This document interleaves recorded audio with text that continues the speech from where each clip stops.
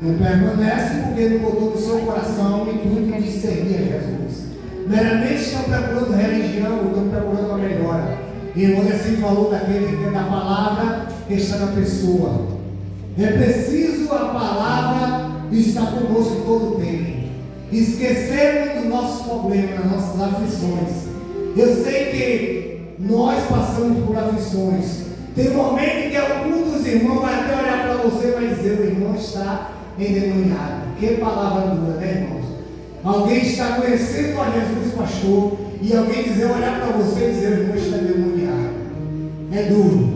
Mas eu passei por isso, a aflição foi grande, foi anos de luta. Eu e minha esposa, e nós orávamos, nós jejuávamos. E tinha crente que vinha até mim dizer: Mário, você precisa ir a um psicólogo, você precisa ir a pessoas especialistas na área, para você ser liberto, tomar remédio, se libertar. Eu disse: não. O Jesus que um dia ouvi falar que não há nada impossível para Jesus, nada.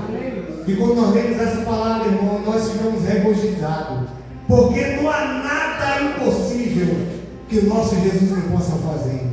Imagine você, quando a pessoa conhece a Cristo, se torna servo do Senhor, aí de repente acontece uma aflição, uma angústia, uma luta tremenda. Ele começa a passar por uma depressão. E aí, pensando ele que lá no mundo estava melhor, eu falava, eu murmurava. Como é difícil nós ouvirmos hoje alguém dizer, o crente dizer: vamos ali, não, eu estou cansado, eu estou fraco. Vamos ao culto, hoje não, eu estou cansado. Hoje não, eu estou desanimado. É triste você ouvir isso, mas é preciso pedir força a Deus. Eu falei para o pessoal hoje: Deus é o Deus que renova as nossas forças. E minha filha ali pequena, irmão, 5 anos, ela orava, eu botava a mão na minha cabeça e dizia: pema, Jesus, pema. E eu chorava, eu ficava angustiado.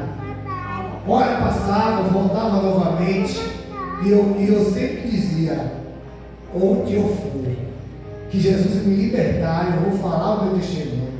Então eu sou milagre, eu sou prova viva, que depressão tem cura. Não precisa tomar remédio. Se você tiver fé, não precisa tomar remédio. Não precisa ir ao psicólogo, não precisa ir ao psiquiatra, não. Basta você orar, jejuar, e Deus entra com providência na sua vida. Porque a palavra de Deus nos afirma: não há nada impossível. E o salmista diz: Senhor, ouve-me minha oração, que chegou até a ti, ao teu clamor. Não se esconda de mim o teu rosto no dia da angústia. O dia da angústia, irmãos, infelizmente quem já passou, ou quem ainda não passou, de repente começa a passar, não angústia de depressão, mas às vezes o crente passa por uma determinada angústia da vida, uma preocupação.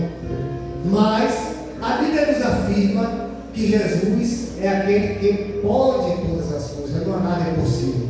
Nós, quando vamos meditar na Bíblia, nós vamos observar, nós vamos ver que existiam vários endemoniados, e Jesus, pelo poder da sua palavra, libertou vidas, libertou endemoniado, e todos aqueles que vinham a Cristo eram libertos pelo poder de Jesus. Outros que tinham tanta fé, diziam somente tocar na hora das suas vestes, eu serei curado. Então é preciso, irmão, ter fé todo o tempo, não desistir. Aí quando nós vamos para uma cidade, quando nós observamos e quando nós começamos a pregar o Evangelho para as pessoas começam a dizer: eu fui crente lá na Assembleia de Deus, eu passei um tempo e hoje eu não sou mais, eu me desviei por causa disso ou por causa daquilo.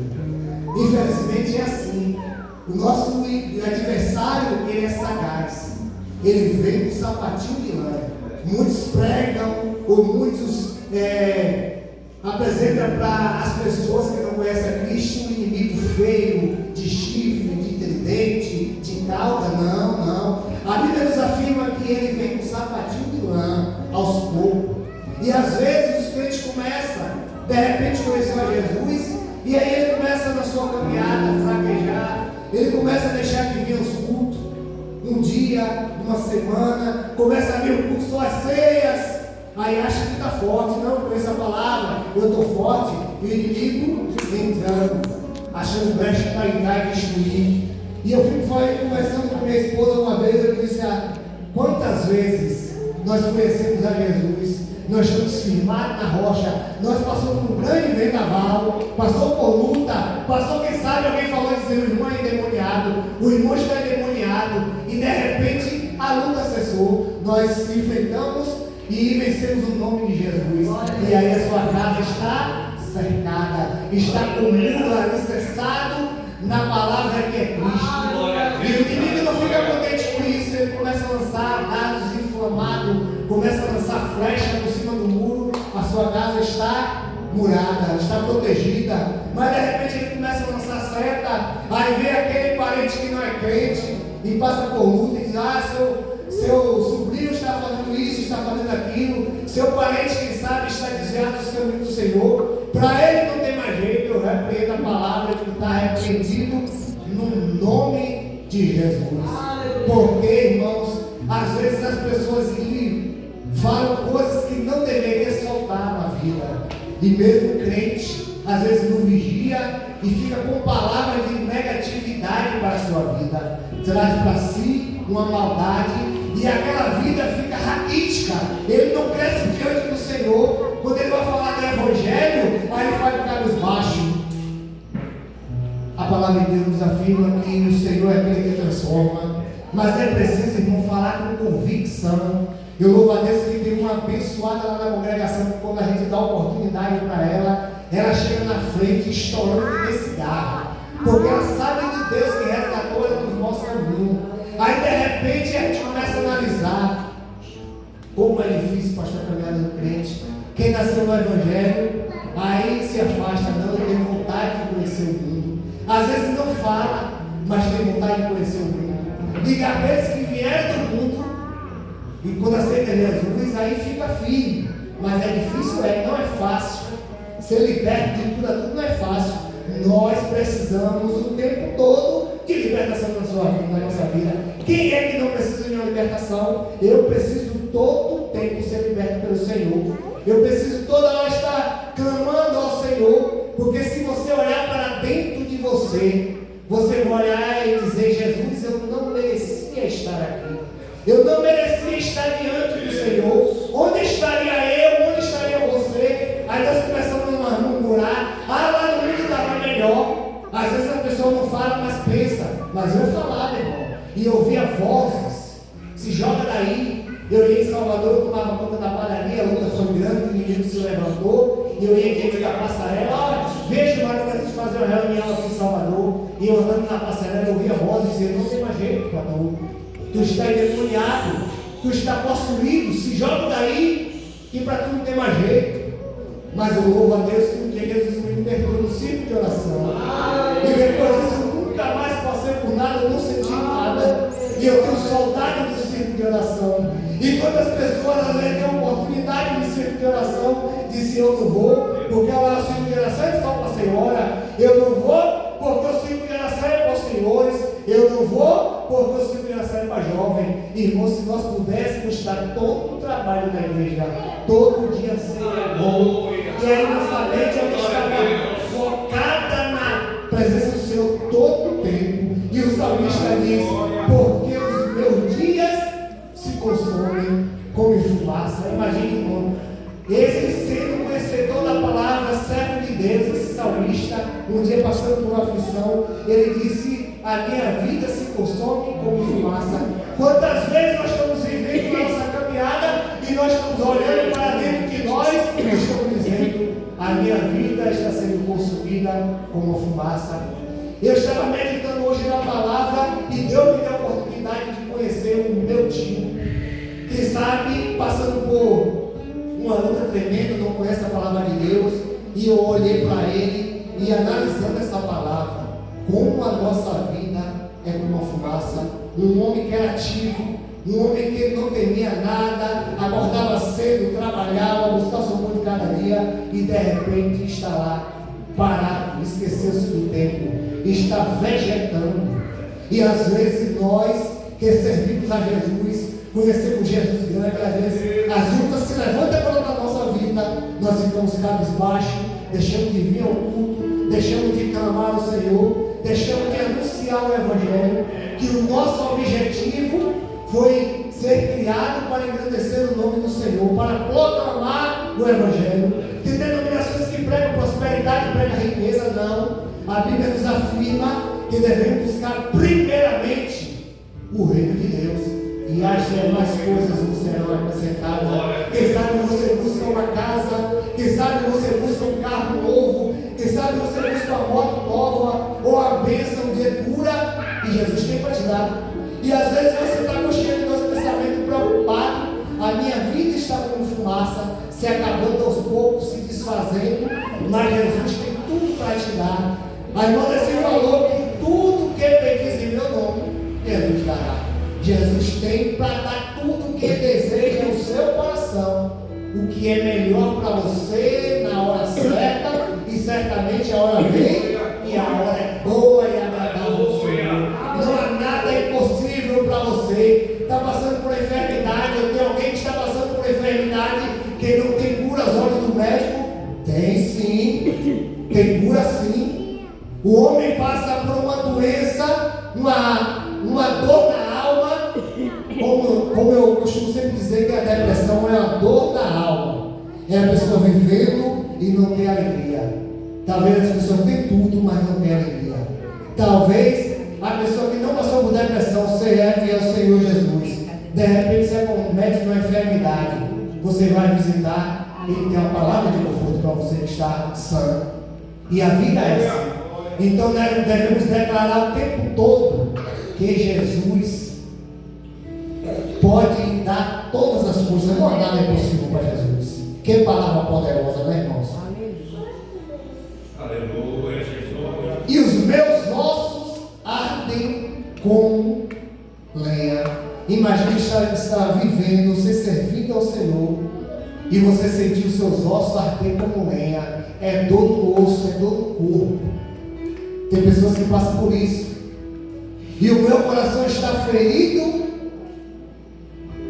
como a coça, pelo que até me esqueço de comer o meu pão. Imagine, a pessoa está servindo a Deus, conhecer a Deus, e ele se esquece de comer o pão de cada dia. Em outras palavras, o alimento de cada dia. E eu passei por isso, irmãos. Vivendo e não tinha vontade de comer. Eu não tinha vontade nem de tomar banho. Aí começa a pensar, você imagina como trabalhar diante dessa dificuldade, dessa luta. Nem vontade de tomar banho eu não tinha, de comer jamais. E eu comecei a emagrecer. Aí eu estava se sentindo assim, ferido, a alma magoada. E eu começava a pensar e começava a trabalhar a mente dentro de casa, sentado no chão. A vida correndo naturalmente dentro de casa.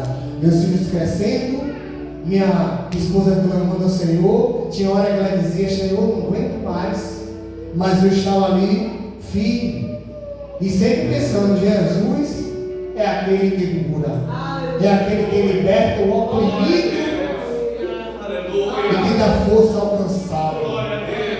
Aleluia. E o símbolo diz assim: já os meus ossos se pegam a minha pele, em virtude do meu gemer doloroso. Imagine como o salmista estava magro, estava secando, a sua pele estava colando nos seus ossos.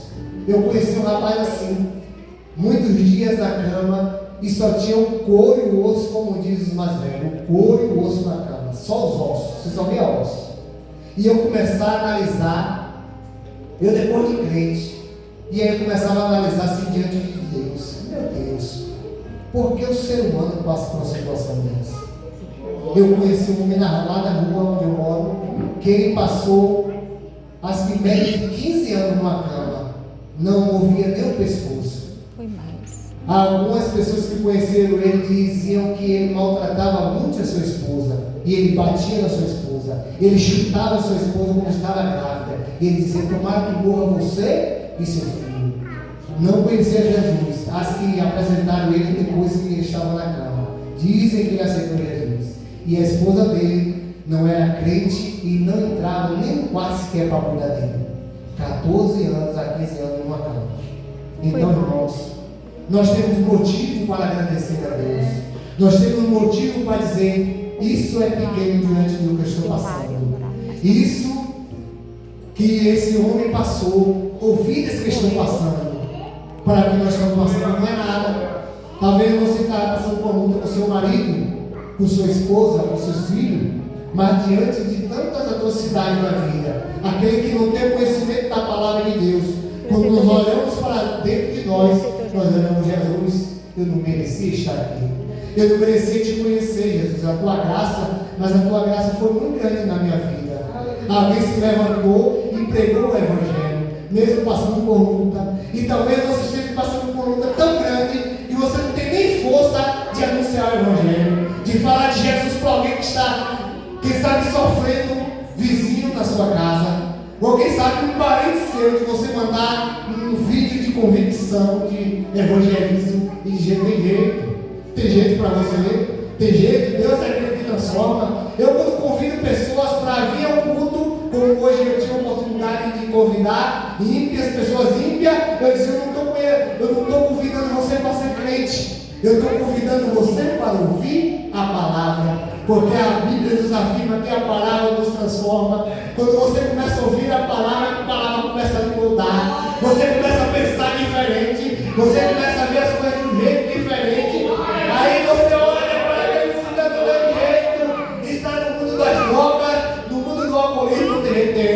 Eu li um livro do pastor, vivia no mundo da droga, 7 anos na Cracolândia, lá na Sede Feira de Santana, e Deus teve a misericórdia dele. Só a esposa que ajudou ele, só a esposa que teve coragem de dizer: eu vou te ajudar, a solução para a sua vida.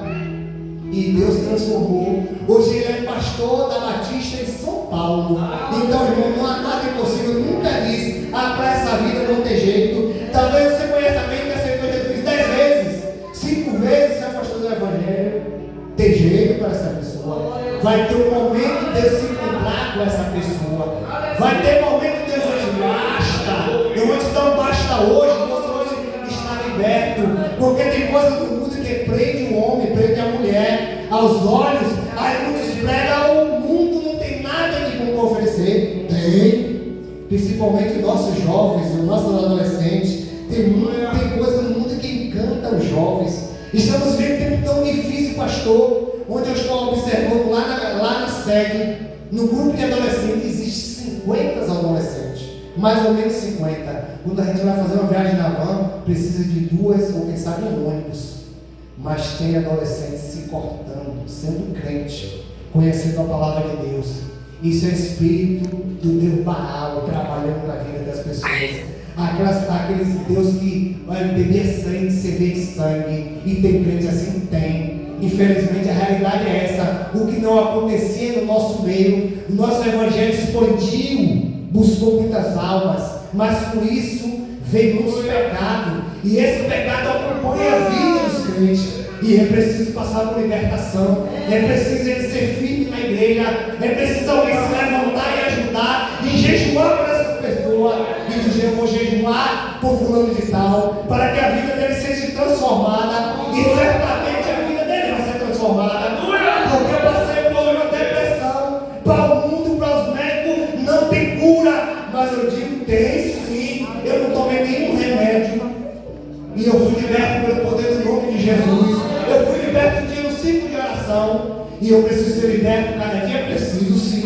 Eu fui liberto da depressão, mas cada dia a gente precisa ser liberto de alguma coisa. Aleluia. E